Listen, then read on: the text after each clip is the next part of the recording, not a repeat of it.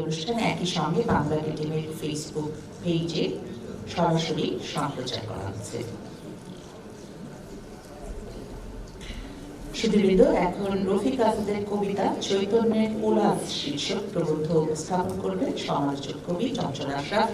আমি তাকে প্রবন্ধ উপস্থাপনের জন্য অনুরোধ জানাচ্ছি।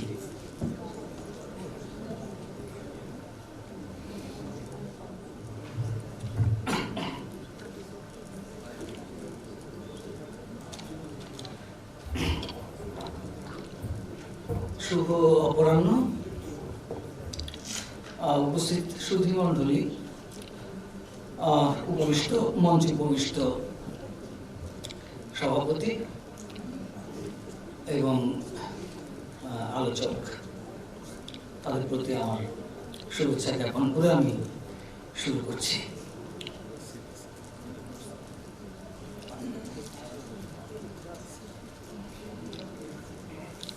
প্রায় অর্ধ শতাব্দী ধরে রফিক আজাদ তার 16টি গ্রন্থে জীবন সম্পর্কে তার উপলব্ধি ব্যক্ত করেছেন। তার সম্পর্কে আলোচনার আগে আমাদের বাংলা কবিতার ইতিহাস এর খানিকটা দেখা দরকার। আমরা জানি যে 30-এর দশকে, গত শতাব্দীর 30-এর দশকে বাংলা কবিতায় এক ধরনের পরিবর্তন দেখা গিয়েছিল, যেটাকে আমরা আধুনিকতা হিসেবে বিবেচনা করছি এবং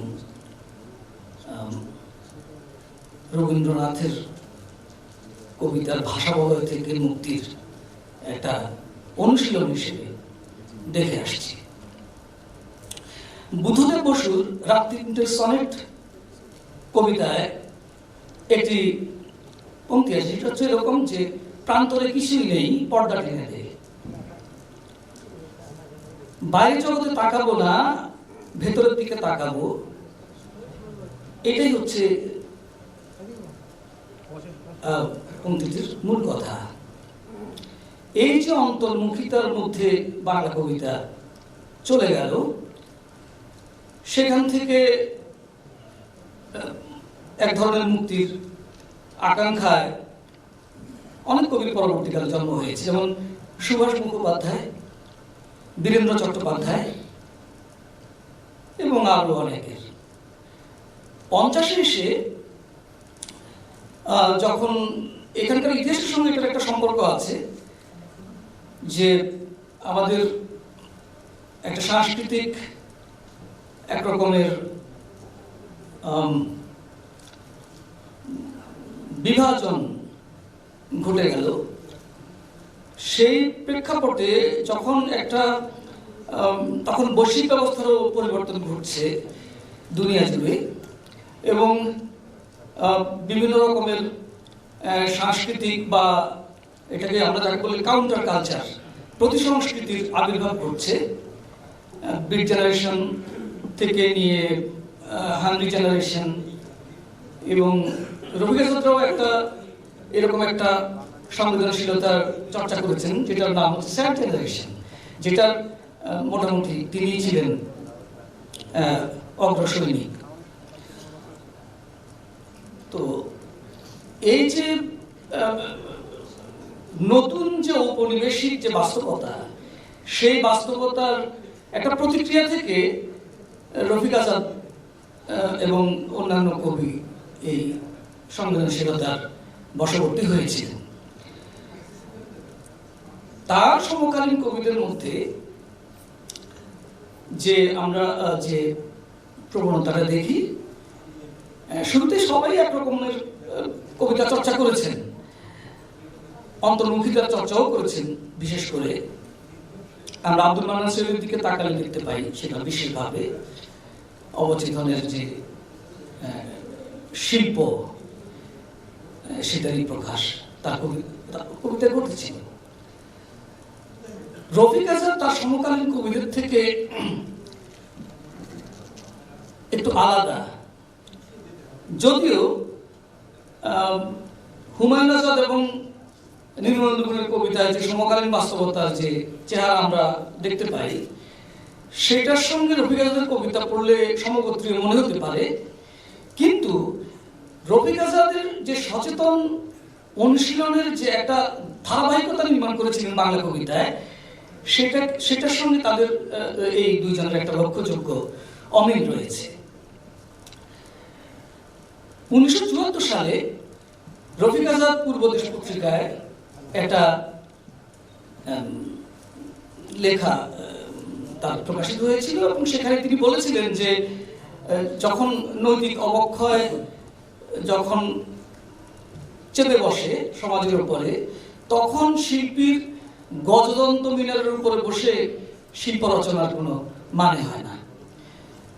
এই যে তার যে উপলব্ধি, সেই উপলব্ধির বছরেই তিনি লেখেন তার বই, যে বইটি বের হয় সেটা হচ্ছে সীমাবদ্ধ জলে সীমিত সবুজে। সেখানে তিনি মধ্যবিত্তের যে ভদ্রলোকের যে ভাষা এবং যে তার রক্ষণশীল আরাম প্রত্যাশী যে ভাষা, সেই ভাষাকে তিনি রীতিমতো আঘাত করেছিলেন। তো আমি একটু এগিয়ে গেছি এর আগের এই যে আঘাতটা, এটা তার এক ধরনের বাঁক বলা যায়। তার আগের যে বইটি তিনি লিখেছিলেন অসম্ভবের পায়ে, সেইখানে দেখা যাচ্ছে যে তিনি একটা কবিতা আছে হে দরজা, সেই কবিতার মধ্যে তিনি কারুকার্য একটা দরজার সামনে বসে তিনি প্রার্থনা করছেন যে তাকে প্রবেশের জন্য সেখানে প্রার্থনা করছেন এবং স্বপ্নের বাস্তবে তিনি প্রবেশ করবেন। এখানে আরেকটা কথা বলা দরকার যে রফিক আজাদের কবিতার মধ্যে আমরা বাংলা কবিতার ঐতিহ্যে যেটা দেখি যে কোনো কবির সুনির্দিষ্ট চেতনার এক রৈখিক কোনো চর্চা নেই। তারা হয় রোমান্টিকতা থেকে তারা মিস্টিসিজমে উপনীত হয়েছেন, যেমন রবীন্দ্রনাথ।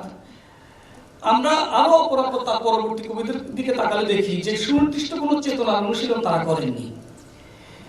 রফিক আজাদের ক্ষেত্রে দেখা যায় যে তিনিও সেটা করেননি, ফলে কোনো সুনির্দিষ্ট চৈতন্যে তাকে চিহ্নিত করা কঠিন, হয়তো প্রায় অসম্ভব।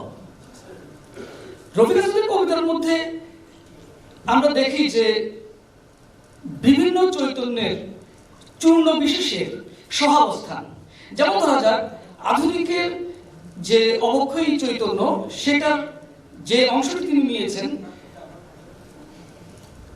সেটা আছে, যেমন অ্যাবসার্ডিটি আছে, যেমন তার মধ্যে বিচ্ছিন্নতা বোধ আছে। আবার উত্তরাধুনিকের যে প্রান্তিক যে ভাষা বা প্রান্তিক যে দৃষ্টিভঙ্গি, সেটারও পাশাপাশি সহাবস্থান ঘটেছে। আবার রোমান্টিকের যে স্বপ্ন এবং প্রতিবাদের যে উচ্চারণগুলি আমরা পাই, সেগুলো সেখানে আছে। আবার বাস্তবতাবাদী যে চৈতন্য, সেটারও এক ধরনের স্পন্দন আমরা দেখতে পাই। ফলে এই যে চতুর্মাত্রিক সংবেদনশীলতার যে সমাবেশ রফিক আজাদের কবিতা দেখা যায়, হে দরজার কবিতা কথা একটু আমি বলেছিলাম, ওই কবিতা দেখা যাবে যে একই সঙ্গে চতুর্মাত্রিক সংবেদনশীলতার সহাবস্থান লক্ষ্য করা যাচ্ছে। সেটা কিরকম? তিনি কারুকার্যময় হে দরজার সামনে প্রার্থনা করছেন স্বপ্নের বাস্তবে প্রবেশের জন্য। এটা একটা রোমান্টিক অভিপ্রায়। আবার তিনি বলছেন যে তিনি বহিরাগত, মানে ওই কবিতাকে পড়ে মনে হয় যে তিনি বহিরাগত এবং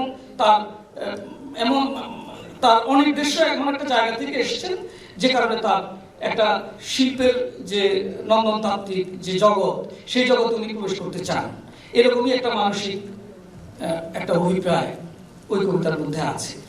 আবার বলছেন যে ফিরে যাবেন কিনা, ফিরে যাব, হ্যাঁ, এই যে প্রশ্নটা, এইটা তার যে প্রান্তিকের যে অ্যাবান্ডন হয়ে যাওয়া, তার যে জীবনের যে এসে ফিরে যাওয়া, এই যে জীবনের যে অপরিবর্তনীয়তা, এটা উত্তরাধুনিক চিন্তাকেই দোধিত করে। আবার বিফল রোদনের কথা আছে যে তিনি বিফল রোদনে উনি মুহ্যমান হয়ে যাচ্ছেন। হ্যাঁ, উনি মানে কথক এখানে যে কবিতায় কথা বলছে। এই যে বিফল রোদন, এটা জান-ফ্রাঁসোয়া লিওতারের একটা বিখ্যাত বই রয়েছে যেটা 1979 সালে প্রকাশিত হয়েছিল। বইটার নাম হচ্ছে the postmodern condition, a report on knowledge.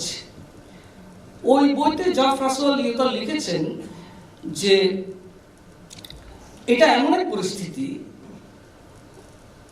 ওই বই অনুযায়ী এই বিফল রোদন এমন এক পরিস্থিতি যখন কোনো রাষ্ট্র ধর্মীয় কোনো উপাদান কিংবা আদর্শিক কোনো সান্ত্বনা ব্যক্তির জন্য যথেষ্ট হয় না, তাকে রক্ষার জন্য, তাকে বিদ্যমান পরিস্থিতি থেকে মুক্তির জন্য সেটা যখন আর কাজ করে না, তখনই এই রোদনটা বিফল হয়ে যায়। আর এটা এমন রোদন যা নীরবতাকেই ধারণ করে, কেননা সেই রোদন উদ্দিষ্ট লক্ষ্যে পৌঁছানোর আগেই হারিয়ে যায়। তো এরকমের এই যে লক্ষ্যহীন রোদন এবং তার যে নীরবতা, এইটা প্রায় সব কবিতায় ছড়িয়ে ছিটিয়ে আছে নানাভাবে। তারপরে আমরা যখন অসম্ভবের পায়ে থেকে আমরা যখন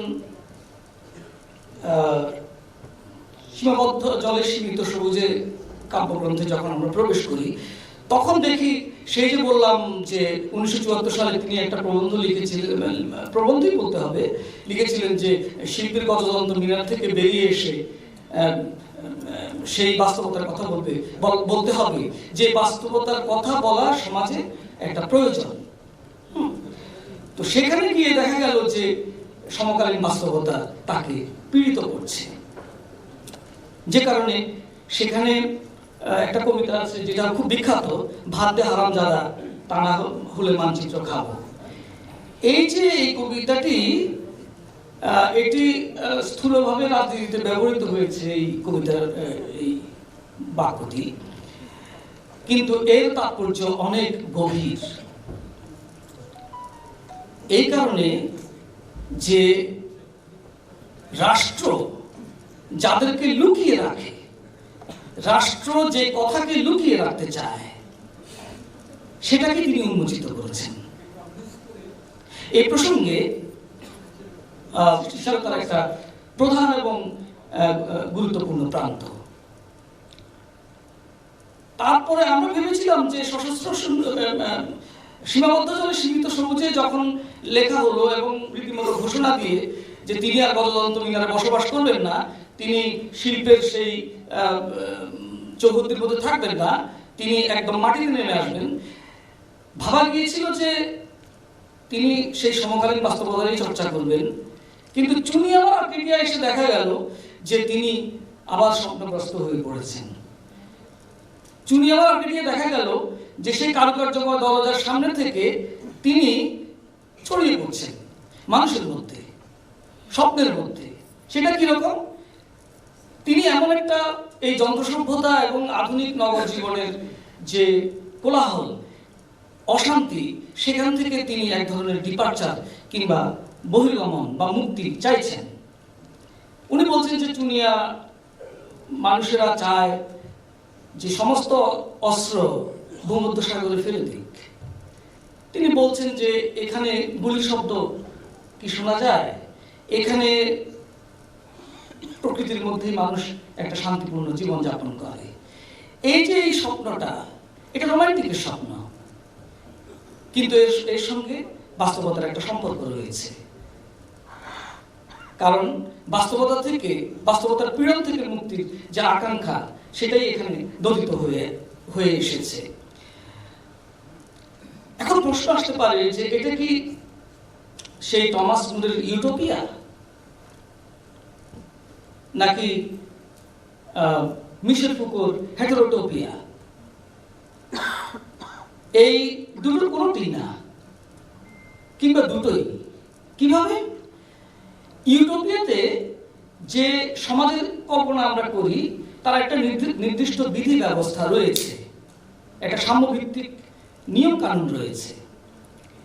আর হেটেরোটপিয়া হচ্ছে সমাজের ভিতরে একটা সমাজ, সমাজের ভিতরে এমন একটা সমাজ এবং যেটা পরিবর্তনশীল এবং যেটাকে সেখানে আইনও বদলে যেতে থাকে এবং সেখানকার মানুষের ভাষা, সেখানকার মানুষের লাইফস্টাইল বা জীবনধারা সেগুলো আরেকটা জগৎকে নির্মাণ করছে এবং সেই জগৎটা বিদ্যমান যে ব্যবস্থা এবং জগৎ সেই ব্যবস্থারই একটা প্রতিক্রিয়া হিসাবে তৈরি হচ্ছে।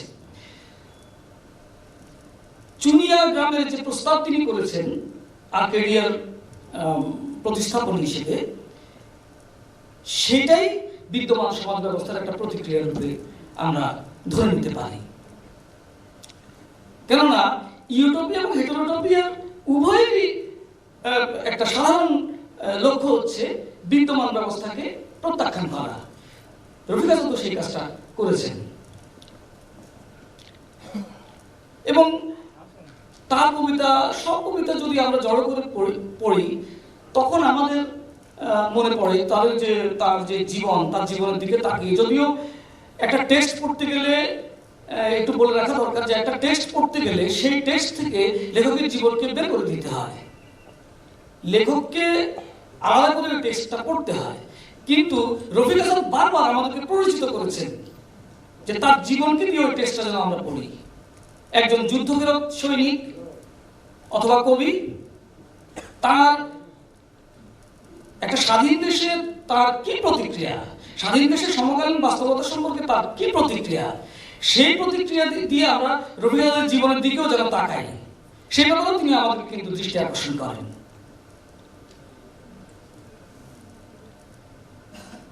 এবং একজন যুদ্ধফেরত সৈনিক, আমি এটা বলছি এই কারণে যে তিনি আমাদের দৃষ্টি আকর্ষণ করছেন এই বিষয়ে, আমাদেরকে ভাবতে বাধ্য করছেন যে সেই কারুকার্যময় হে দরজার সামনে যিনি বহিরাগত, তিনি বহিরাগতই রয়ে যান। এবং এই বহিরাগত জীবন যখন আমরা গোটা কবিতা, সমস্ত কবিতাকে জড়ো করে যখন আমরা এটাকে আখ্যান রূপে বিবেচনা করি, তখন আমাদের মনে হয় যে একজন বহিরাগত মানুষ যে কিনা যুদ্ধ থেকে এসেছে, তার একটা পরিণতিহীন অনুতাপময় জীবনকে তিনি প্রকাশ করে চলেছেন। এবং সেখানে আমরা টের পাই যে জোসেফ কনরাডের একটা উপন্যাস আছে heart of darkness. Heart of darkness আমরা দেখবো যে মার্লো আফ্রিকায় গিয়েছিল, অরণ্য সংকুল অন্ধকারের মধ্যে তিনি গিয়েছিল। এবং এই মার্লো আফ্রিকাতে যেমন বহিরাগত, সে যখন টেমস নদীর উপরে নৌকার উপরে বসে আলোক উজ্জ্বল লন্ডন শহর দেখছে, সেই লন্ডন শহরেও সে বহিরাগত। মার্লোর কথা মনে পড়ে, যদিও ওটা হচ্ছে উপন্যাস আর তিনি লিখেছেন কবিতা। তো এই যে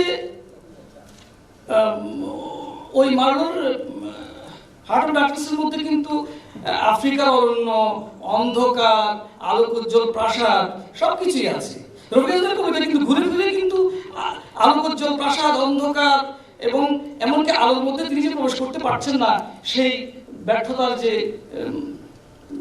গ্লানি, যে বেদনা, সেটাও কিন্তু তার কবিতায় আমরা ঘুরে ফিরে দেখতে পাই। এবং এক ধরনের বাইনারি তিনি কিন্তু নির্মাণ করে চলেন, আলো অন্ধকার, হ্যাঁ।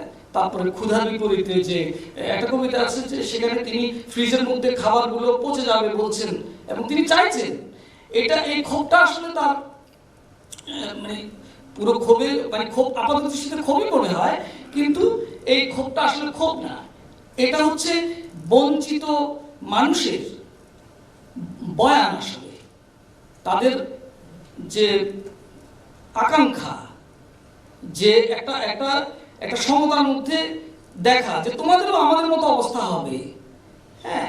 এই যে ভদ্র মহোদয়গণ, একটা কবিতা আছে, ভদ্র মহোদয়গণ, হ্যাঁ, ওরা আসছে এবং ওরা সমস্ত কিছু একটা সমতার মধ্যে নিয়ে আসবে, মানে আমরা যেমন আছি ওরাও সেরকম হয়ে যাবে।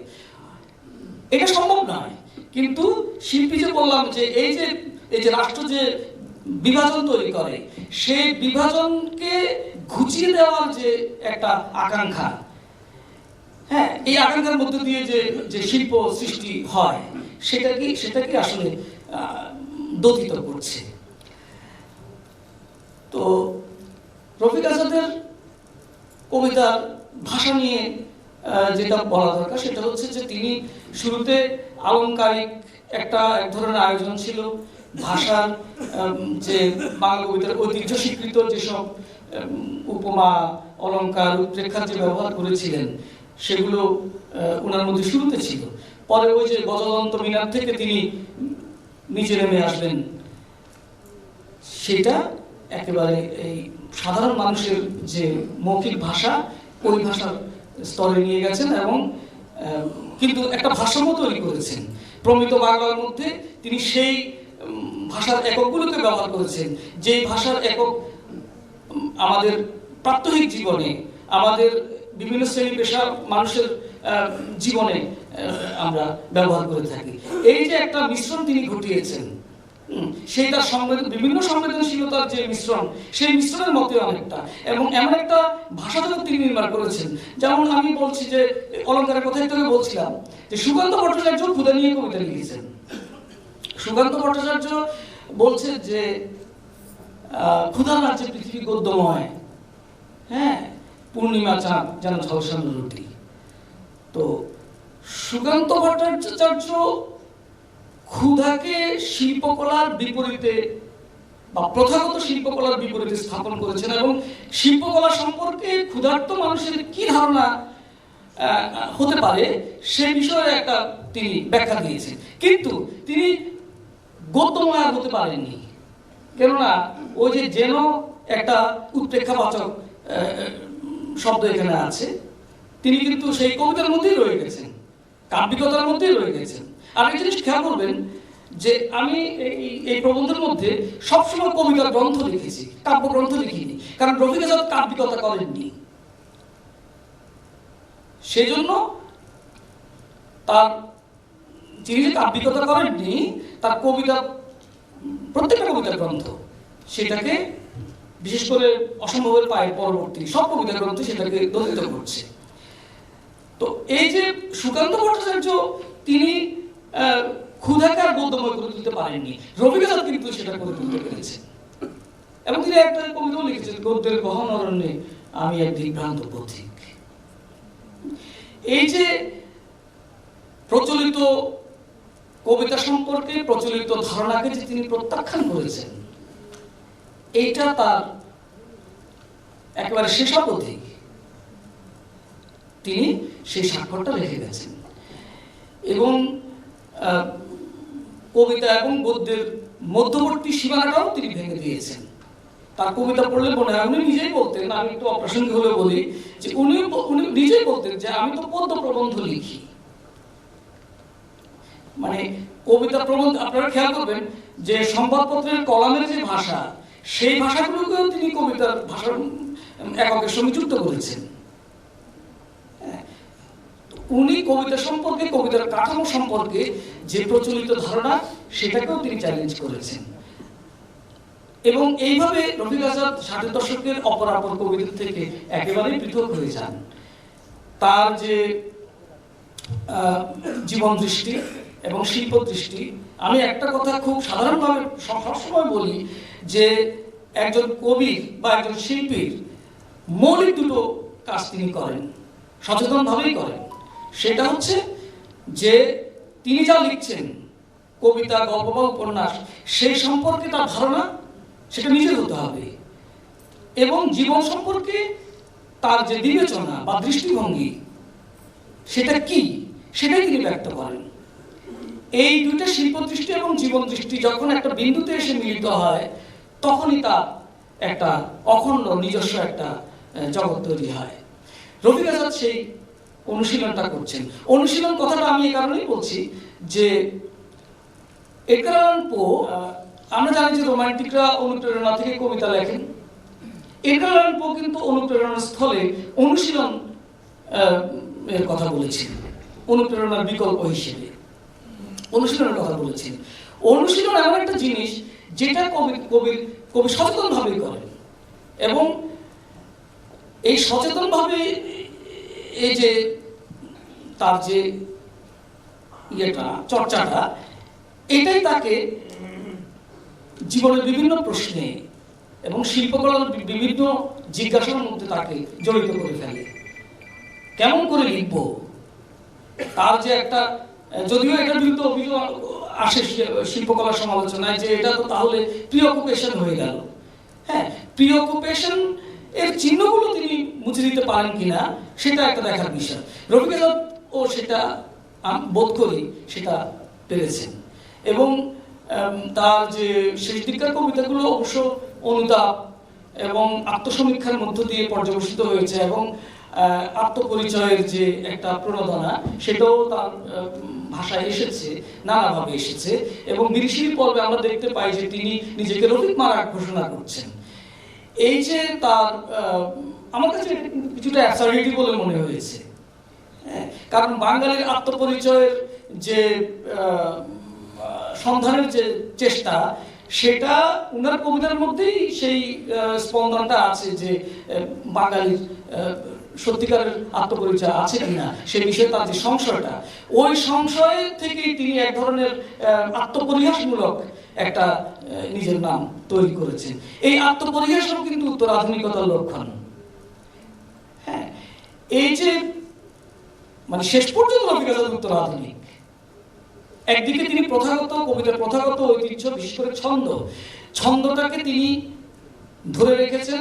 সেই ছন্দের মধ্যে প্রাত্যহিক ভাষার একক, শ্রেণী নিরপেক্ষ ভাষার একক, আমাদের ঐতিহ্যগত কবিতার ভাষার একক, নিজের ব্যক্তিগত জীবন থেকে সংগৃহীত একক, সমস্ত কিছুকে যুক্ত করে একটা নিজস্ব সংমিশ্রণ ঘটিয়েছেন। এবং উত্তরাধুনিক কবি আসলে তাকে আমরা বলি, তাকে যাকে কোনো নির্দিষ্ট বর্গে চিহ্নিত করা যাবে না।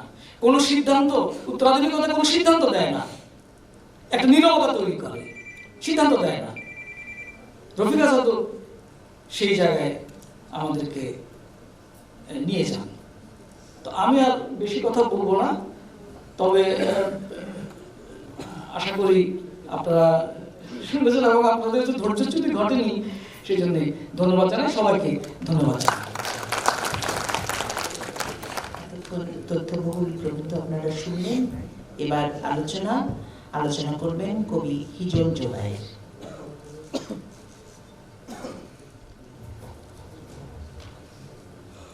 সবাইকে শুভেচ্ছা।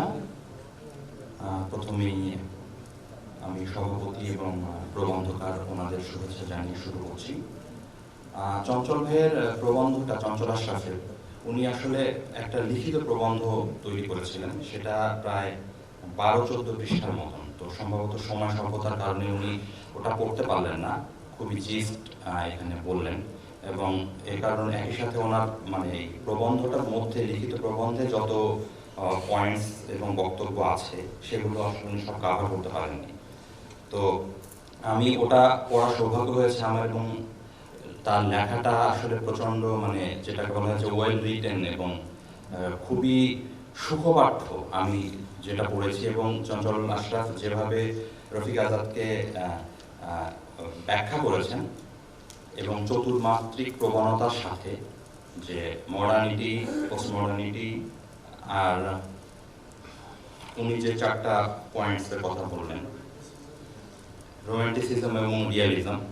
তো আমি একটা জায়গায় একটু, চঞ্চল ভাই যেভাবে রফিক আজাদকে দেখতে চেয়েছেন সেটা খুবই চমৎকার, কিন্তু আমি ওনার সেই চশমার ভেতর দিয়ে এই জিনিসটাকে আর একটু ন্যারো ডাউন যদি করতে চাই, ন্যারো ডাউন করে রফিক আজাদকে দেখার ব্যাপারে আমার আগ্রহ কাজ করেছে। এগুলো চঞ্চল ভাইয়ের পয়েন্টগুলো ধরি, যে আমার কাছে মনে হয়েছে যে রফিক আজাদকে যে চতুর্মাত্রিক প্রবণতা দিয়ে চঞ্চল আশরাফ চিহ্নিত করেছেন,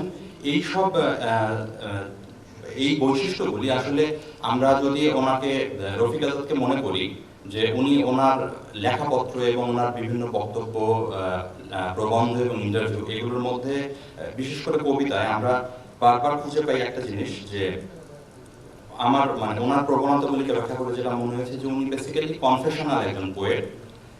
ওনার কবিতার বৈশিষ্ট্যের মধ্যে সবচেয়ে বড় প্রবণতা হচ্ছে এটা। আর একই সাথে উনি বিট জেনারেশনের যে কবিতার কথা চঞ্চল ভাই বললেন, বিট জেনারেশন, বিটনিক তাদের দ্বারা এবং কনফেশনাল পোয়েট তাদের দ্বারা উনি এত অনেক বেশি আসলে তার প্রবণতাগুলি এই দুই জনরার কাব্য বৈশিষ্ট্য বা কাব্য দর্শনের ভেতর দিয়ে যদি আমরা দেখতে চাই তাহলে ওনাকে আসলে আরো বেশি ধরা পড়ে বলে আমার কাছে মনে হয়েছে। যেমন চঞ্চল আশরাফের লেখাটি আমরা পাচ্ছিলাম যে উনি বলছিলেন যে যে কারণে রফিক আজাদকে কখনো রোমান্টিক মনে হয়, কখনো পোস্ট মডার্ন মনে হয়, আমরা দেখবো যে এই দুই ধারার কবিতার মধ্যেই বা এই দুই ধারার কাব্য দর্শনের মধ্যেই আসলে এই প্রবণতাগুলি হাজির। শুরুতে আমি যদি যাই যে রফিক আজাদের প্রথম কাব্যগ্রন্থে অসম্ভবের পায়ে, সেখানে চঞ্চল আশরাফ ঠিক বলেছেন ওই জায়গা থেকে যে আমরা দেখতে পাই যে এক ধরনের বিচ্ছিন্নতাবাদী আধুনিক মানুষ অসম্ভবের পায়ে যে কাব্যগ্রন্থ এবং এক ধরনের বোদলেরিয়ান হতাশা থেকে হতাশার স্তরে উনি আসলে আছেন। সেই প্রথম কাব্যগ্রন্থে এই পর্যায়টি পার হওয়ার পরই আসলে দ্বিতীয় কাব্যগ্রন্থ থেকে তার এক ধরনের খুবই নিজের গ্রিপে নিয়ে, নিজের কাব্য দর্শনকে নিজের গ্রিপে নিয়ে যাত্রার একটা সূচনা আমরা লক্ষ্য করতে থাকি। এবং সীমাবদ্ধ জলে এবং সীমিত সবুজে এই কাব্যগ্রন্থটি যদি আমরা একটু দেখি, ওখান থেকে ওনার যে এই যে কনফেশনাল কবিদের প্রতি এবং বিট জেনারেশন কবিদের প্রতি তার এক ধরনের বিশেষ আকর্ষণ বোধ উনি করতে থাকেন। এবং ওই বইটির কবিতার মধ্যেও আসলে যেমন জন ব্যারিম্যান কনফেশনাল কবি, ওনার কথা আছে বা আরো দুই একজনের কথাবার্তা আছে এবং ওনার প্রবণতা যেটা আপনারা দেখবেন যে রফিক আজাদের সমস্ত শুরু থেকে শেষের কবিতাগুলো, সবগুলো কবিতার মধ্যে আমির যে অনেক বেশি উপস্থিতি। উনি সবসময় চঞ্চল আশরাফ যেটা বলছিলেন যে অনেক সময় রফিক আজাদ যেন আমাদের বাধ্য করেন যে টেক্সট এবং ব্যক্তির জীবন আসলে আলাদা নয়, উনি মিশ্রিত করে ফেলেন, যেন রফিক আজাদের কবিতাগুলো আসলে রফিক আজাদের আত্মজীবনী। এই যে আমাদের এই বোধটি আমাদের মধ্যে উনি সঞ্চারিত করেন, এটা আসলে কনফেশনাল পোয়েটদেরই আসলে একটা বৈশিষ্ট্য। এবং তাদের ক্ষেত্রে আমরা দেখতে পাই যে সে যে রবার্ট লাওয়েল বা অ্যান সেক্সটন, সিলভিয়া প্লাথ, তাদের কবিতাগুলিতেও আমরা দেখতে পাই যে তাদের লেখাপত্রের বেশিরভাগ অংশই আসলে আত্মজৈবনী।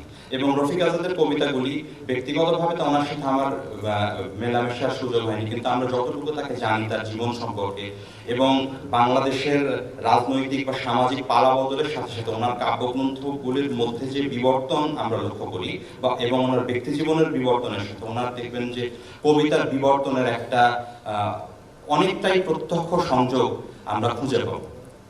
এবং আরেকভাবে এটা গেল কনফেশনাল কবিদের যে বৈশিষ্ট্যের আরো কিছু বৈশিষ্ট্যের মধ্যে যেটা আছে যে প্রচন্ড আত্মযন্ত্রণা এবং আত্মঘৃণা। চঞ্চল আশরাফের প্রবন্ধের মধ্যেই এটা এসেছে যে মানে একটা জায়গায় আমি একটু ডিফার করতে চাই চঞ্চল ভাইয়ের সাথে। চঞ্চল ভাই বলছিলেন তার প্রবন্ধে যে শেষ পর্যন্ত মনে হয় রফিক আজাদ যেন পরাজিত এবং প্রত্যাখ্যাত একটা হতাশ, মানে রফিক আজাদের কবিতায় যে সত্তাকে আমরা পাই তার জন্য পরাজিত এবং প্রত্যাখ্যাত হতাশ একটি সত্তা। আমার কাছে আসলে তা মনে হয় না। আমি যদি এই কনফেশনালদের ভেতর দিয়ে দেখি যে এই প্রবণতাটার মধ্যেই আছে যে প্রচন্ড আত্মযন্ত্রণা এবং আত্মঘৃণার ভেতর দিয়ে আসলে এই কবিরা তাদের এক ধরনের ক্যাথারসিস ঘটান, তাদের চিন্তা এবং তাদের যে দায়মুক্তি সেগুলোর। এবং রফিক আজাদের কবিতার মধ্যে এই বৈশিষ্ট্যগুলোই প্রচন্ড। তার যখনই সে আসলে তাকে পরাজিত বলে মনে হয়, আসলে উনি পরাজিত নন, উনি আসলে এক ধরনের আত্মদগ্ধ আত্মযন্ত্রণার ভেতর দিয়ে উনি ওনার ক্যাথারসিস ঘটাচ্ছেন।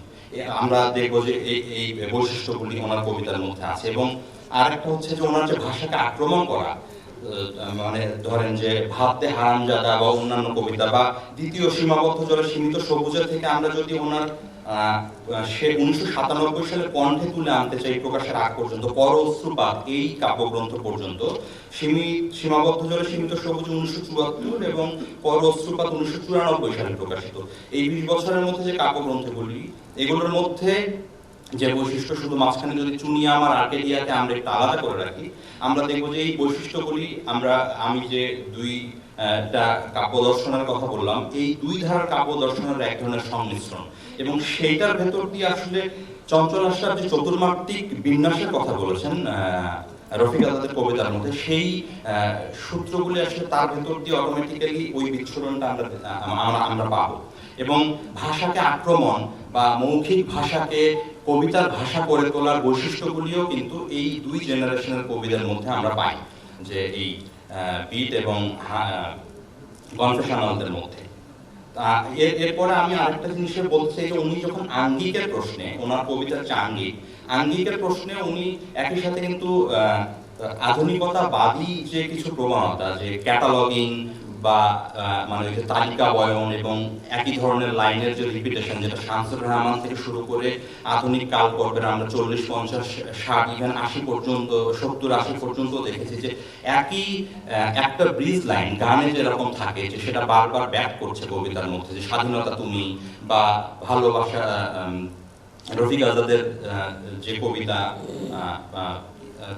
যদি ভালোবাসা পাই, এরকম অনেক কবিতার মধ্যে আমরা এই প্রকরণটা দেখতে পাই। এই প্রকরণটা বেসিক্যালি আধুনিকতাবাদী কবিতার মধ্যে এটা এসেছে, বাংলাদেশের কবিতার মধ্যে আমরা দেখেছি, ইভেন আল মাহমুদের মধ্যে, শহীদ কাদের মধ্যে, তোমাকে অভিবাদন প্রিয়তমা থেকে শুরু করে, বা কবিতা তো মক্তবের মে চুল খোলা আয়েশা, এই যে একই লাইনের রিপিটেশনগুলি বা প্রকরণগুলি রফিক আজাদের মধ্যে কিন্তু এই ধরনের প্রকরণের এটা কিন্তু এসেছে। চঞ্চল আশরাফ যেটা বলেছেন যে 60-এর দশকে যখন এই যে পপ কালচার এবং সবকিছুরই এক ধরনের বিকাশ হচ্ছিল, এবং লিভারপুল পোয়েটস বলে যে একটা ইংল্যান্ডের লিভারপুলে যে কবিরা খ্যাত হয়েছিলেন, এড্রিয়ান হেনরি থেকে শুরু করে অন্যান্যরা, তারা আসলে এই ফর্মটার উদ্ভাবক, যে বারবার এই যে রিপিট করে করে আসছে। তো প্রকরণের প্রশ্নে কিন্তু উনি ওখান থেকেও, রফিক আজাদ তাদের কাছ থেকেও তাদের ওই প্রকরণগুলি দ্বারাও প্রভাবিত, এবং সেটার ভিতর দিয়ে ওনার চিন্তাগুলি অবশ্যই মৌলিক ছিল, কিন্তু প্রকরণগত জায়গায় এটা হচ্ছে তাদের একটা বৈশিষ্ট্য, লিভারপুলদের একটা বৈশিষ্ট্য আমার কাছে, আমার ব্যাখ্যায় মনে হয়েছে আর আমার দেখায়। আর আমরা যদি চুনি আমার আর্কেডিয়াতে যাই, যেটা একটু বিচ্ছিন্ন, বা পর অশ্রুপাত 1994 সালের পরে যে কণ্ঠে তুলে আনতে চাই, বা বিরিশিরি পর্ব হৃদয়ে কি বা দোষ, বর্ষণে, এগুলো হচ্ছে বিরিশিরি পর্বের কাছাকাছি সময়ের কাব্যগ্রন্থ, যেগুলোতে উনি আবার মনে হয় যে চুনি আমার আর্কেডিয়ার যে জগৎ থেকে উনি মাঝখানে নির্বাসিত হয়ে চলে গিয়েছিলেন, উনি আসলে ওই জগৎটিতে আবার ব্যাক করতে চাইছেন, ওই আর্কেডিয়াকে আবার রিগেইন করার চেষ্টা করছেন। এখন চঞ্চল আশরাফ যখন বলছেন যে এটা আসলে এক ধরনের রোমান্টিক আবহ, আমরা আসলে ওভাবে যেমন বলতে পারি, একইভাবে অন্য একটা দৃষ্টিভঙ্গি থেকেও দেখতে পারি, যে মানে সে যে ঋত্বিক ঘটক যে সুবর্ণরেখাকে খুঁজতে থাকেন, এই সুবর্ণরেখাকে খুঁজতে থাকে ঋত্বিক ঘটক, তার মানুষ এবং চলচ্চিত্রের বক্তব্য আমরা জানি যে কতটা বাস্তববাদী এবং কতটা আধুনিক সমাজের মানুষের এবং দেশ বিভাগের শিকার হওয়া মানুষের হতাশা এবং বিচ্ছিন্নতার জায়গা থেকে করেন। কিন্তু ওনার ফিল্মেও যখন আমরা দেখি সুবর্ণরেখাকে খোঁজা হচ্ছে, এই সুবর্ণরেখাটা আসলে কি? সুবর্ণরেখাকে কখনো পাওয়া যায় না, সুবর্ণরেখাকে পাওয়া যাচ্ছে না। সুবর্ণরেখাই তো আসলে আর্কেডিয়া, যে আর্কেডিয়া প্লেটোর ইউটোপিয়া মধ্যেও আমরা যে আর্কেডিয়ার উপস্থিতি পাই, আসলে প্রত্যেকটা ব্যক্তি মানুষের মধ্যে, ইভেন চুনি আমার আর্কেডিয়া কবিতাতেও কিন্তু উনি বলছেন যে প্রত্যেকটা মানুষের মধ্যে একটা করে আর্কেডিয়া থাকে। মানে আমরা যে স্বপ্ন বা কল্পনা লালন করি, এটা যেমন রোমান্টিকদের পয়েন্ট অফ ভিউ থেকে এটা স্বপ্ন, কিন্তু প্রবণতাগতভাবে প্রত্যেকটা মানুষের মধ্যে স্বপ্ন কিন্তু একই সাথে সবচেয়ে বাস্তব, যে স্বপ্নকে সে লালন করছে প্রত্যেকটা মানুষ, এবং এটার ভেতর দিয়ে সে আসলে বেঁচে থাকছে। এবং আমরা দেখবো যে বিশেষ করে বিটনিক যারা, তাদের মধ্যে, তাদের বৈশিষ্ট্যের মধ্যে কিন্তু অন্যতম একটা বৈশিষ্ট্য হচ্ছে যে তারা এক ধরনের, প্রথমত তারা সমাজকে আক্রমণ করবে, আত্মজৈবনিক হবে, ভাষাকে আক্রমণ করবে, কিন্তু একই সাথে তারা জাতীয়বাদকে ভেঙে ফেলবে, যে জায়গায় এই পয়েন্টে রফিক আজাদ আলাদা, কিন্তু অন্যান্য পয়েন্টগুলিতে তার সাথে আরেকটা পয়েন্ট বিটনিকদের আছে, সেটা হচ্ছে তারা এক ধরনের স্পিরিচুয়াল হিলিং বা ওই ধরনের এক ধরনের অন্বেষণ তাদের মধ্যে আছে। বিশেষ করে অহিংস যে বৌদ্ধ ধর্ম, এটার ব্যাপারে বিটনিকদের এক ধরনের আগ্রহ আমরা দেখতে পাই, এটা তাদের অন্যতম একটা বৈশিষ্ট্য। তো আমি আসলে রফিক আজাদের এই আর্কেডিয়া জনিত যে রোমান্টিসিজম, যেটা চঞ্চল আশরাফ বলতে চাচ্ছিলেন, ওটাকে ওভাবে না দেখে আমি আসলে এভাবেই দেখতে চাই। বিরিশিরি পর্বেও আমরা যদি দেখি, যেখান থেকে চঞ্চল আশরাফ বলছিলেন যে ওনার কাছে এক ধরনের হয়তো বিদ্রুপের মতো মনে হয়েছে, যে যখন রফিক আজাদ নিজেকে গারো জনগোষ্ঠীর একজন মানুষ আকারে নিজেকে তুলে ধরতে চাচ্ছেন, আসলে বিটনিকদেরই একটা বৈশিষ্ট্য, সেটা হচ্ছে যে সমস্ত সংস্কৃতির একটা অ্যামালগেশন, এবং একক কোনো সংস্কৃতির বা একক কোনো জাতিসত্তা না একজন ব্যক্তি, উনি আসলে সমস্ত ধরনের সংস্কৃতির একজন সন্তান এবং মানুষ। এর সত্ত্বেও আবার তারা আউটসাইডার। তারা সবকিছুর অংশ কিন্তু কোনো কিছুই তাদের আসলে আশ্রয় দিতে পারছে না, তারা আউটসাইডার।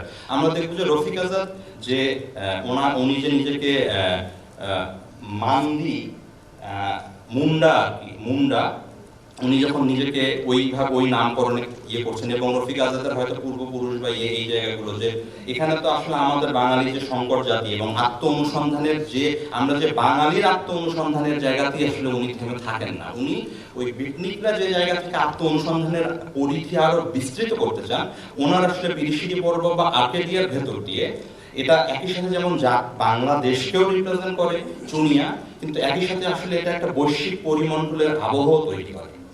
আমি রফিক আজাদের কাব্যযাত্রাকে এভাবেই দেখতে চাই, কিন্তু এই জায়গাতে এই প্রবণতাগুলিকে এক করতে যে রফিক আজাদের ক্ষেত্রে আমার যেটা মনে হয়েছে যে ওনাকে কখনো কখনো কবিতায় আমার অবজারভেশনে কোথাও কোথাও বিশেষ করে শুরুর দিকে, শেষের দিকে ততটা নয়, কিন্তু সীমাবদ্ধ জলে সীমিত সবুজে যখন আসলে উনি কেবলই এই প্রবণতাগুলিকে আত্মস্থ করার বা আত্মীকরণের চেষ্টা করছেন, তখন আমার কাছে মনে হয়েছে যে ওনার কবিতা, উনি হয়তো কোথাও কোথাও কবিতা বা শিল্পকলার যে কিছু চিরন্তন বা শাশ্বত বৈশিষ্ট্য বলে আমরা যে প্রত্যাশা বা কবিতার মধ্যে যে পোয়েজির অন্বেষণ আমরা করি, সেই পোয়েজিকে উনি কোথাও কোথাও উপেক্ষা করেছেন বলে আমার কাছে মনে হয়েছে। যে অ্যানসেক্সটন যখন বলেন যে কনফেশনাল কবিদের কবিতা, আসলে উনি বলছিলেন একটা জায়গায় যে poetry is the milk of the subconscious. তো এই যে সাবকনশিয়াসের মিল্ক বা ক্রিম, আমরা দেখবো যে প্রকরণগতভাবে রফিক আজাদ আসলে অবচেতনের ওই স্তরে আসলে উনি বিচরণ না করেননি। উনি যেখানে বিচরণ করেছেন সেটা হচ্ছে যে শামসুর রহমান বা আল মাহমুদ বা আমাদের এখানে আধুনিকতাবাদী ধারার যে এক ধরনের বিবৃতি প্রবণতা, এবং আমি যেটা বললাম যে ক্যাটালগিং, তালিকা বা রিপিটেশন, এবং কবিতার যে অলংকারকে ফেলে দিয়ে, একটু নন্দনকে ফেলে দিয়ে একটা অন্যরকম জায়গায় চলে যায়, কিন্তু সেখানে এটা এই শর্ত মেনে নিয়েও, যেমন আমরা অ্যান্টি পোয়েট্রির জায়গাতেও যদি দেখি পাররা বা অন্যদের যে অ্যাস্থেটিক্স ইটসেলফ তার একটা অন্যরকম করে আসলে একটা কাউন্টার অ্যাস্থেটিক্স তৈরি করে, অন্যরকম করে একটা পোয়েজি তৈরি করে। কোথাও কোথাও আমার মনে হয়েছে যে রফিক আজাদ হয়তো এই বহুমুখী যে প্রবণতাগুলিকে আত্মীকরণ করতে যে ওনাকে হয়তো কোথাও কোথাও আপোষ করতে হয়েছে বলে আমার মনে হয়েছে। যদিও ক্রমশ চুনিয়া আমার আর্কেডিয়ার পরে যখন উনি আবার ওই প্রবণতাগুলির মধ্যে প্রবেশ করেন, তখন আমরা দেখতে পাই যে সেটা উনি আসলে ক্রমশ সেটাকে অনেক ডিপে নিয়েছেন এবং আগের চেয়ে অনেক বেশি ওই অ্যামালগেশনগুলো অনেক ভালো করে করছে। কিন্তু তারপর আমার মনে হয়েছে যে এক ধরনের উপেক্ষা ওনার দিক থেকে এসেছে, যা আমি বলতে চাচ্ছি যে চুনিয়া আমার আর্কেডিয়া বা বিরিশিরি পর্বের কবিতাগুলি যদি আমরা আলাদা করে পড়ি, আপনারা দেখবেন যে সেগুলোর মধ্যে যে কাব্য বৈশিষ্ট্য বা দান্দনিকতার যে উদ্ভাস ওনার অন্য কাব্যগ্রন্থগুলির মধ্যে, সেটার পাশে তুলনামূলক একটু অনুজ্জ্বল বলে মনে হয়েছে আমার কাছে কোথাও কোথাও। এটা এরকম। আর এসব কিছুর পরও আমি বলতে চাই যে রফিক আজাদ, চঞ্চল আশরাফ যেটা বললেন যে উনি আসলে খুবই ঈর্ষণীয় পর্যায়ে, যেটা আমরাও এখনো না, এত অনলাইন বা এইসব কিছুর যুগেও প্রতিনিয়ত তাৎক্ষণিক তথ্যের মধ্যে থেকেও ওনারা 60-এর দশকে ওনারা যতটা সমকালীন ছিলেন, দেখেন যে বিটনিক বা কনফেশনাল বা উত্তর আধুনিকতাবাদ এবং সব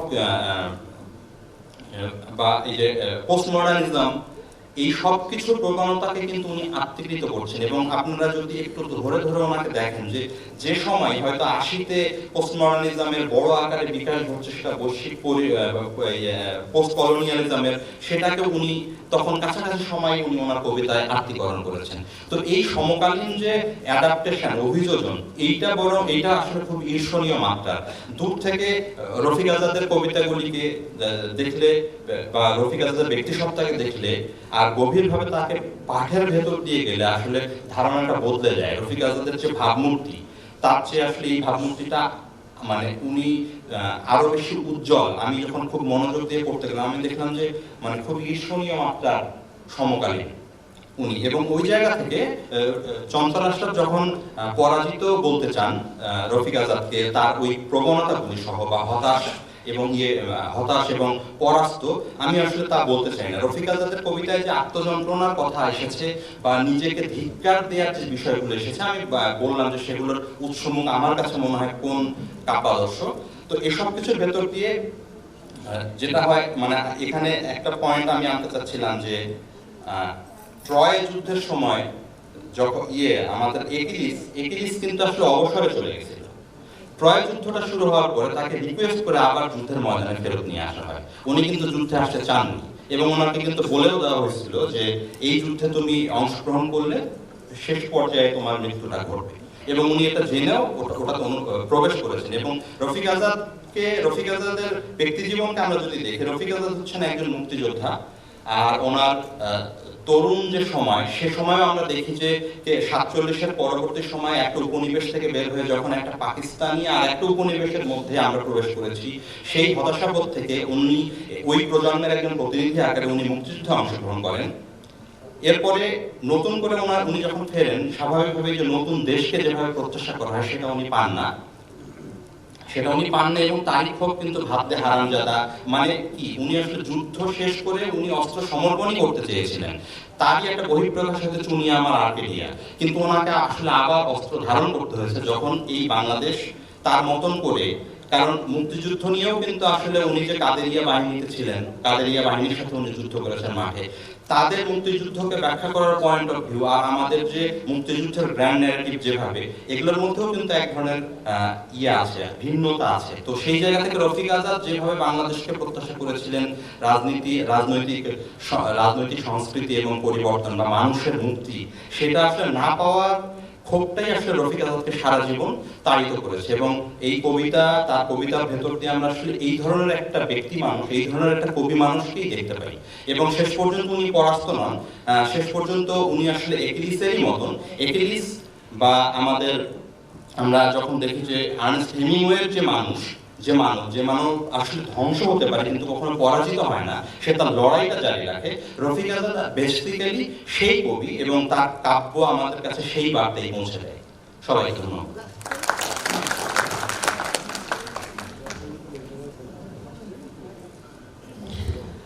সুধীবৃন্দ, এবার সভাপ্রধানের ভাষণ। আমি আজকের অনুষ্ঠানের সভাপ্রধান বাংলা একাডেমি মহাপরিচালক অধ্যাপক মোহাম্মদ আজমকে তার ভাষণ প্রদানের জন্য শ্রদ্ধা ভাজন উপস্থিতি, আপনারা হয়তো অনেকে জানেন যে আমি আজকের সবাই বদলি হিসেবে উপস্থিত হয়েছি। এখানে আরেকজন কবির উপস্থিত হওয়ার কথা ছিল। এই যে কাব্যের আলোচনার জন্য কবিদের নির্বাচিত করার ফজিলত, সুফল আপনারা এতক্ষণ ধরে দেখলেন।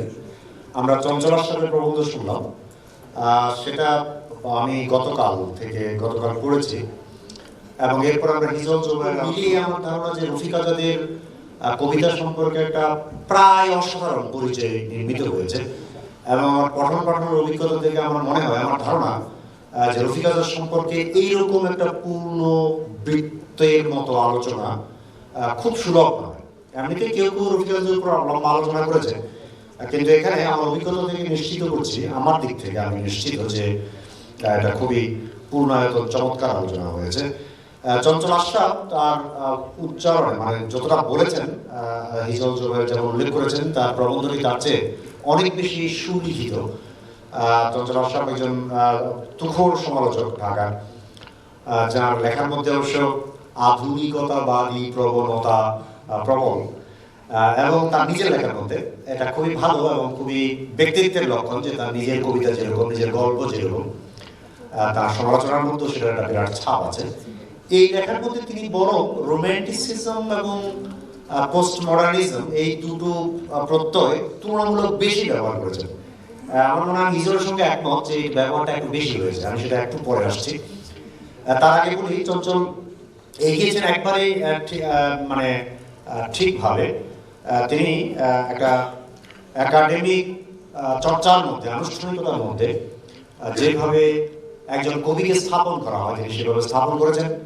এবং আমাদের অতি পরিচিত 60-এর দশকের প্রথম দিকের কবি রফিক আজাদ, তার সমসাময়িক যারা, যার 43-এ জন্ম এবং 63-তে তিনি হয়তো লিখছেন, কিছু খ্যাতি অর্জিত হয়েছে, এবং তিনি তো 60-এর প্রথম অংশের কবি। এই প্রথম অংশের কথাটা আমি পরে আরেকবার বলবো, যেটা আমাদের প্রাবন্ধিক এবং আলোচকের মধ্যে একেবারেই ছিল না। এটা মানে রফিক আজাদ প্রসঙ্গে এটা উল্লেখিত হতে পারে, এটা আমি একটু পরে বলবো। তো এই যে তিনি লিখছেন ষাটের প্রথমে, তার যে প্রেক্ষাপট, দেশীয় প্রেক্ষাপট আছে একটা এবং একটা আন্তর্জাতিক প্রেক্ষাপট আছে, যেটা চঞ্চল আশরাফের লেখায় ছিল এবং পরে হিজলের কথায় আরো বেশি পরিচ্ছন্ন হলো। এই দুটো মিলে রফিক আজাদ যে অগ্রসর হচ্ছে, এটা চঞ্চল আশরাফ তার প্রবন্ধে বিস্তারিত লিখেছেন। এবং অসম্ভবের পায়ে কাব্যগ্রন্থের যদ্দূর মনে করতে পারছি প্রথম কবিতা উদ্ধৃত করে তিনি ডিটেইল ব্যাখ্যা করেছেন যে কিভাবে যে রফিক আজাদ তার কবিতার ব্যাপারগুলো তৈরি করেন এবং সেখানে ব্যক্তি কিভাবে তৈরি হয়। পরে হিজল আরো খেয়াল করেছেন আপনারা যে আরো স্পষ্ট করেছেন কনফেশনাল পোয়েটদের কথা বলে। আমি একটু বিস্মিত হয়েছিলাম যে চঞ্চলের লেখার মধ্যে আসলে কনফেশনাল কথাটি নেই, যদি রফিক আজাদের ক্ষেত্রে কনফেশনাল কথাটি আসলে খুবই চালু কথা। মানে আমরা অনেক বছর আগে থেকে শুনে আসছি যে কনফেশনাল পোয়েট্রির যে ধারাটা ছিল রফিক আজাদরা সেটা অনুসরণ করেছেন, যেখানে আত্মসমীক্ষার ব্যাপারটা অনেক বেশি থাকে। আমি হয়তো একটু ব্যক্তিগতভাবে একটু ভিন্ন মত পোষণ করবো যে এটাকে ঠিক আত্মজৈবনী হিসেবে সবসময় আমরা দেখবো কিনা, কিন্তু ভঙ্গিটা ডেফিনেটলি আত্মজৈবনী। হয়তো আমরা বলতে পারি যেটা খুব বায়োলজিক্যাল যে লাইফ আমরা যাপন করি সেটার প্রকাশক না হয়ে একটা মনোজাগতিক সমীক্ষা, যেটা আমি আত্মতার মধ্যে উপলব্ধি করি, গভীরভাবে উপলব্ধি করি, যেটা প্রায় আমার জীবনের বা জীবনের অংশ হয়ে দাঁড়ায়, সেটার একটি প্রকাশ হয়তো কনফেশনাল পোয়েট্রিতে করে থাকবে। একেবারেই কবির ব্যক্তি জীবনের সঙ্গে সবটা একাকার করে হয়তো আমরা এই ক্ষেত্রে এবং কনফেশনাল পোয়েট্রির ক্ষেত্রেও আমরা সেটা পড়বো না। যেমন সুন্দর কবিতা আছে এই কনফেশনাল পোয়েট্রির নানান ধরনের বৈশিষ্ট্য, কিন্তু আমরা একেবারে হয়তো জীবনের সঙ্গে মেলাবো না। তো কিন্তু চঞ্চল আশরাফ উল্লেখ করেন নাই, কিন্তু তিনি এই যে কবিতাটি দরজা, এই কবিতাকে তিনি যেভাবে ব্যাখ্যা করেছেন এবং তিনি বলছেন যে স্বপ্নের বাস্তবে প্রবেশ করার জন্য তিনি কাজ করেছেন। আমি যখন এই কবিতা পড়ি তখন আমি আসলে ঠিক চৈতন্য ধরনের চৈতন্য কিংবা জীবনানন্দের একটা বোধ টোধের ব্যাপার আছে না, এই ধরনের একটা অনুভূতি হিসেবে কবিতাটি পাঠ করেছিলাম করি। কিন্তু চঞ্চল বলেছেন স্বপ্নের বাস্তবে প্রবেশ করার জন্য তিনি দরজা অন্বেষণ করছেন এবং শেষ পর্যন্ত তিনি ঢুকতে পারছেন না।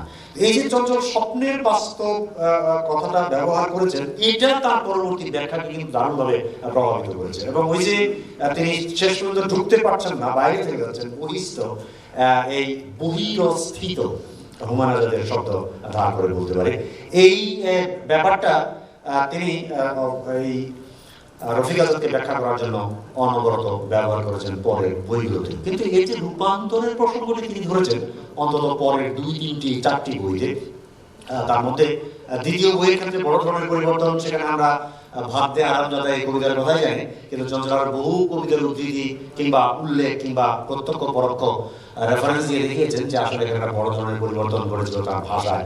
কবিতার ভাষা যেই নতুন ভাষারও তিনি অবলম্বন করছেন এবং একই সঙ্গে জীবনকে, জগৎকে, রাজনীতিকে, প্রতিপক্ষকে যেভাবে তিনি দেখছেন তার একটা পরিবর্তিত রূপ আমরা এখানে দেখি। যেটা আরেকটা পরিবর্তন চঞ্চল ব্যাখ্যা করেছেন এবং সেটা হিজলের কথায় খুব গুরুত্ব পেয়েছে, যে সেটা চুনিয়া আমার কেরিয়ার সেই বইতে, সেটা রফিক আজাদের সবচেয়ে বিখ্যাত পাঠগুলোর একটা, একদম শুরু থেকে এটা খুবই বিখ্যাত। এরপরেও তার রূপান্তর ঘটেছে এবং শেষের 2-1টা অংশে চঞ্চল যান নাই, সেখানে আবার হিজল খানিকটা গেছেন, যে তিনি দেখেছেন যে আবার প্রত্যাবর্তনের একটা পর্ব তার আছে, কিন্তু দুজনের একজনও যান নাই। মৌলবীর মন ভালো নেই বলে তার যে শেষের দিকের বই, সেটাতে দুজনের একজনও যান নাই। আমি কথাটা উল্লেখ করার প্রয়োজন বোধ করলাম, কারণ ব্যাপারটাকে আমি আরেকটু ভিন্ন দিক থেকেও দেখার আগ্রহ পোষণ করব। খুব বেশি সময় যেন আমি না নিই সেদিকে আমি নজর রাখবো, কারণ আমাদের একটা সেশন আছে, মাঝখানে আমরা চায়ের বিরতি নেব, সেদিকে আমরা খেয়াল রাখবো। রফিক আজাদরা 60-এর দশকের যেই প্রজন্মের কবি, সেই প্রজন্মের ক্ষেত্রে আমি ব্যক্তিগতভাবে বরং চঞ্চল এবং হিজল যে পন্থা অবলম্বন করেছেন ব্যাখ্যার জন্য, তার তুলনায় এগুলো দুর্দান্ত, কিন্তু তার তুলনায় আমি ভালোবাসার সম্পান নামে আব্দুল্লাহ হুসাইনের যে বই, এটা আমি খুব পছন্দ করি সমালোচনা হিসেবে, এটা গদ্য সমালোচনা এবং সমালোচনা হিসেবে খুব পছন্দ করি, বহুবার উদ্ধৃত করেছি আমি। এই বইয়ের প্রস্তাবটাকেই প্রধান করবো। এই বই যা বলা হয়েছে সেটা না, প্রস্তাবটা হলো যারা 60-এর দশকের ব্যাপারটাকে যদি কাব্যের দিক থেকে আলাপ করতে চায়, রাজনীতির দিক থেকে আমি খুব আগ্রহী। একবার আমি ট্রু মডার্নিটিজ ইন সিঙ্গেল ডিকেড বলে একটা ইংরেজি প্রবন্ধ লেখার প্রস্তাবও দিয়েছিলাম পড়ার কাজ আগাই নেই। এটা খানিকটা ভালোবাসার সম্মান এবং খন্দকার আশরাফ হোসেনেরও এই ধরনের লেখাপত্র আছে যে ওই 60-এর দশকে আমরা একই দশকের মধ্যে দুইটা কোট আধুনিকতার সংক্রমণ, যদি মান্নান সৈয়দের শব্দ ব্যবহার করতে চাই, দেখতে পাই। তো সেখানে প্রথম অংশে এই যে মান্নান সৈয়দের কথা উল্লেখ আছে, মান্নান সৈয়দ কিংবা মোহাম্মদ রফিক কিংবা আমাদের এই যে রফিক আজাদ, এরা হলেন আর্লি 60-এর কবি এবং লেট 60s-এর কবি যারা, যেমন রাজা আবুল হাসান কিংবা নির্বন্ধ গুণ এবং জীবিত আছেন, এদের দুইয়ের মধ্যে সুস্পষ্ট একটা পার্থক্যের কথা আগে থেকেই বলা হচ্ছিল এবং আমার ধারণা আব্দুল্লাহ হুসাইন সবচেয়ে ভালোভাবে লিখেছেন ভালোবাসার সাম্পান বইতে, যেহেতু তিনি ওই দশকের প্রত্যক্ষদর্শী ছিলেন। শুধু যে এই দশকের নতুন আবির্ভূত কবিরা দশকের দ্বিতীয়াংশে গণমানুষ সংলগ্ন রাজনৈতিকতার প্রচন্ড চাপে পড়ে বদলে গেছেন, যেটা একদম খোলাখুলি করেছেন খন্দকার আশরাফ হোসেন, এই সময় কবিদের প্রথম প্রধান ভাষ্যকার, যে চাপে পড়ে বদলে গেছেন তা নয়। এমনকি আগের দশকের যারা কবি, আপনি শামসুর রহমানের কবিতাকে এই সূত্রে চমৎকার ভাবে ব্যাখ্যা করে বলতে পারবেন। তার 1962 সালের কাব্যগ্রন্থ এবং তার যে 1968 সালের কাব্যগ্রন্থ, আর মুক্তিযুদ্ধের সময় লেখা কাব্যগ্রন্থ তো বটেই, আমি সেটাই বাদ দিলাম। 68 সালের কাব্যগ্রন্থ একদম হুবহু আলাদা করে আপনি ব্যাখ্যা করতে পারবেন যে কিভাবে এটা রূপান্তরিত হয়ে যাচ্ছে, কিভাবে বহুজনের স্বর কিংবা জনলগ্নতা কাব্যের ভাষাকে আমূল পাল্টে দিয়ে হয়তো কবির জ্ঞাতসারে কিংবা অনেক সময় অজ্ঞাতেই একটা নতুন পরিভাষায় উপনীত হচ্ছে। এই যে 60-এর দশকের একটা বিশেষ ধরনের বাস্তবতা, এই বাস্তবতার ব্যাপারটা আমাদের আলোচক কিংবা সমালোচকের মধ্যে অনুপস্থিত ছিল, মানে অনেক কিছু ছিল, কিন্তু আমি মনে করি এই ব্যাপারটাকে ব্যাখ্যা করার জন্য এটা একটা গুরুত্বপূর্ণ পয়েন্ট হিসেবে আবির্ভূত হতে পারে। তার কারণ আমরা দেখতে পাই যে রফিক আজাদের প্রথম কাব্যগ্রন্থ একটু বিলম্বে প্রকাশিত হলেও এটা আত্মরচনা ইলিয়াসের ক্ষেত্রে ঘটেছিল। আপনারা জানেন যারা দুজনই আবির্ভূত হয়েছিল একদম আর্লি 60s-এ এবং দুজনই স্বাক্ষর পত্রিকার অন্যতম কুশীলব ছিলেন এবং দুজনই প্রচন্ডভাবে কোট আনকোট মডার্নিস্ট ছিলেন। যদিও আমি মডার্নিস্ট ব্যাপারটাকে এমনকি 30-এর দশকের মডার্নিটি থেকেও এদের মডার্নিটিকে খুব আলাদা করে দেখতে চাই এবং আমি বিভিন্ন লেখায় প্রশ্ন তুলেছিলাম যে 60-এর দশকে যখন ঢাকার নাগরিকতা এবং মধ্যবিত্ত সাংঘাতিক রকম বিকাশমান ছিল, তখন এদের এই পরিমাণ নাস্তি, আমূল নাস্তি কিভাবে এরা বহন করতো এবং প্রকাশ করতো, এটা আমার কাছে একটা বিস্ময় মনে হয়। কিন্তু বিস্ময় মনে হলো সাহিত্য এবং শিল্পে এরা আমরা অনবরত দেখি, আমরা ওই জেনারেশনের অনেকের মধ্যে দেখেছি এবং কোনো সন্দেহ নাই যে এর মধ্যে একটা হাংরি অ্যাংরি এবং বিট জেনারেশনের একটা বিরাট প্রভাব এই পুরো মানে কবি গোষ্ঠীর মধ্যে, সাহিত্যিক গোষ্ঠীর মধ্যে ছিল আর্লি 60s-এর। দ্বিতীয় যে প্রসঙ্গটি আমি বিশেষভাবে উল্লেখ করতে চাই, যেটা চঞ্চলের লেখায়, চঞ্চল ভাইয়ের লেখায় উল্লেখ আছে কিন্তু তিনি বলার সময় বলেননি, সেটা হলো এই যে 60-এর দশকে সংস্কৃতায়িত ভাষাভঙ্গিকে আলিঙ্গন করার একটা ব্যাপার ছিল। আপনারা অনেকেই জানেন যে কণ্ঠস্বর এটাকে তাদের অন্তত গদ্যের ক্ষেত্রে রীতিমতো স্টার করে তুলেছিল এবং 1974 সালে আব্দুল্লাহ আবু সাইদ তার কালের প্রজন্মের প্রাবন্ধিকদের যে সংকলন করেছিলেন, 8 জন প্রাবন্ধিকের লেখা সংকলন করেছিলেন, সেখানে এখানে তার একজন লেখক আবুল কাশেম ফজলুল হক স্যার আছেন এবং আরেকজন লেখক ছিলেন আহমদ সাবা। এই দুজন ছাড়া বাকি 6 জনের লেখাই কিন্তু খুবই সংস্কৃতায়িত, কারণ এরা ঘোষণা দিয়েছিলেন যে তারা বুদ্ধদেব বসুর লাইনে যাবেন না, তারা সুধীন্দ্রনাথের লাইনে যাবেন। এটা কিন্তু কবিতার মধ্যে ছিল। এই যে কবিতার মধ্যে ছিল এটা আমি অন্য কারো লেখায় দেখি নাই, কিন্তু চঞ্চল ভাই ঠিকই উল্লেখ করেছেন এবং আমি নিজেও রফিক আজাদের লেখায় পড়েছি যে তারা সচেতনভাবে আসলে এই সিদ্ধান্তটা নিয়েছিলেন। কারণ আপনারা তখন জানেন যে এটা একটা জাতীয়তাবাদী একই সঙ্গে মুহূর্ত চলছে এবং তার নানান রকমের গড়াবেড়া চলছে এবং পাকিস্তান রাষ্ট্র তার নানান ধরনের আরোপণমূলক ইডিওলজিক্যাল প্রজেক্টের মধ্য দিয়ে পূর্ব বাংলার ভাষা এবং সংস্কৃতিকে নানানভাবে আক্রমণের নানা প্রকল্প জারি রাখছিল। ফলে ওই সময় সাহিত্যিক বিদ্রোহগুলোর যে বিচিত্র রূপ দেখা দিয়েছিল, মডার্নিটির বিচিত্র ফল তো তার মধ্যে আছে, একেবারে ঘোষিতভাবে ভাষার মধ্যে এই সিদ্ধান্তটা ছিল যে তারা এই সংস্কৃতায়িত ভাষা ব্যবহার করবে। যাদের লেখার মধ্যে, কবিদের যাদের লেখার মধ্যে এই ব্যাপারটা খুবই ফলবান হয়েছিল, তাদের মধ্যে রফিক আজাদ নিঃসন্দেহে সেরা। তার প্রথম কাব্যগ্রন্থের মধ্যে আমরা পরিষ্কার ছাপ দেখতে পাবো। এই কথাটা মাথায় রাখলে আমরা দ্বিতীয় কাব্যগ্রন্থে তার যে অসামান্য পরিবর্তন, বড় রূপান্তর, এটা অনেক বেশি ভালো বুঝতে পারবো। সব মিলিয়ে যেটা হিজল জোবায়ের বলতে বলতে গিয়েও কুণ্ঠার সঙ্গে শেষ পর্যন্ত পুরোপুরি উচ্চারণ করে নাই, চঞ্চল আশরাফ একটা অন্যভাবে ব্যাখ্যা করেছেন, সেটা হলো এইটার মধ্যে আসলে প্রথম থেকে শেষ পর্যন্ত ওই গদ্যাত্মকতা কিংবা কোট আনকোট অকাব্যিকতার ব্যাপারটা ছিল। এটা তার সস্তম সিদ্ধান্ত নাকি তার একেবারে অন্তর্নিহিত কবিসত্তার প্রকাশ, সেটা অবশ্য বলা এত সহজ নয়, কিন্তু তার একেবারে এই বৈশিষ্ট্যটা তার বরাবরই ছিল। এমন কিছু নিয়ে আমার আর্কেডিয়া কবিতার মধ্যেও কিন্তু এই ব্যাপারটা খানিকটা আছে, যেখানে তিনি ধারাবাহিকভাবে একটা পুরো স্তবক নির্মাণের দায়িত্ব না নিয়ে তিনি দেখা যাচ্ছে যে একটা লাইন করে করে তিনি ঘোষণাগুলো দিচ্ছেন। এই বৈশিষ্ট্যটা এমনকি ওই যে নিভৃত স্বস্তির মধ্যে তিনি যাচ্ছেন আর্কেডিয়ার মধ্যে, তার প্রকাশক কবিতার মধ্যে ছিল।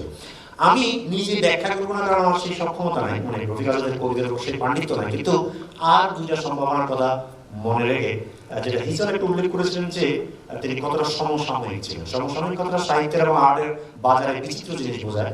আমি এই কথাটাকে 60-এর দশকে একভাবে ব্যাখ্যা করলাম, 70-এ একভাবে, 80-র দশকে নতুন বাঙালি জাতীয়তাবাদী উত্থানের প্রেক্ষাপটে রফিক আজাদের আরেকটা পর্ব খানিকটা শনাক্ত করা যায়, যেটা হিজল আপনারা খেয়াল করেছেন, উল্লেখ করেছেন যে তিনি জাতীয়তাবাদী ব্যাপারগুলোকে প্রত্যাখ্যান করেননি, এরকম একটা কথা আলগোছে উল্লেখ করেছেন।